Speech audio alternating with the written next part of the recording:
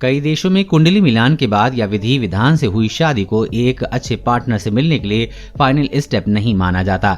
इन देशों में शादी के बाद या पहले कई ऐसी रस्में भी निभाई जाती हैं जिनका उद्देश्य नए कपिल के बेहतर भविष्य के तौर पर माना जाता है। इनमें से कई रस्में तो बेहद अजीब होती हैं।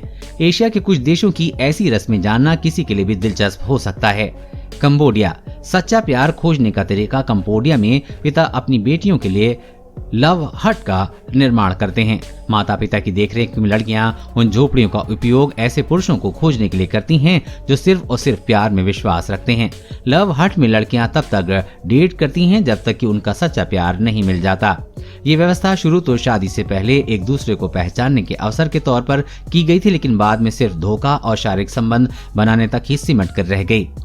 मलेशिया। शादी के बाद नोपू नोपी रस्म।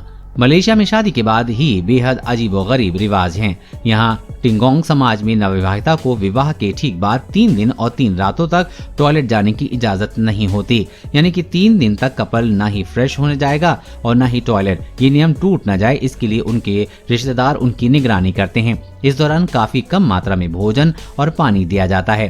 इसके पीछे कोई खास वजह तो नहीं पता चली, लेकिन कपल के अच्छे संबंधों और उनके होने वाले बच्चे के स्वास्थ्य के लिए ये रस्म करने की तर्क दिया जाता है।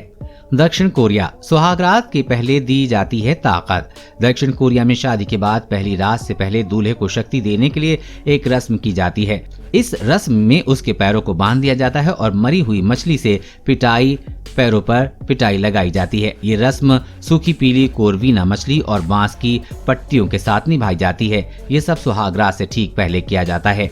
फिलीपींस। हनीमून के लिए मनी डांस। फिलीपींस में शादी के बाद हनीमून के लिए रुपए इकट्ठे करने की एक रिवाज है। शादी के बाद दूल्हा दुल्हन मनी डांस करते हैं। इस डांस के दौरान उन्हें हनीमून और शादी के लिए पैसे दिए जाते हैं। इस दौरान दूल्हा और दुल्हन नाचते हैं और लोग सेफ्टी पिन के साथ या सेलोटेप के साथ पैसे चिपकाने के लिए लाइन में खड़े रहते हैं। थाईलैंड। खरीद दीजिए दुल्हन।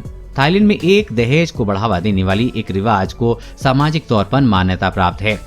इस रिवाज के मुताबिक पुरुषों को लड़की की मां से एक सौदा करना होता है। अगर लड़की पसंद आती है तो लड़की की मां को रुपए देने होते हैं। कीमत इस हिसाब से तय होती है कि आप कितने सालों तक उस लड़की के साथ रहना चाहते हैं, यानी जितना लंबा समय उतनी ज्यादा कीमत देकर जीवन भर के लिए दुल्हन खरीद सकते हैं।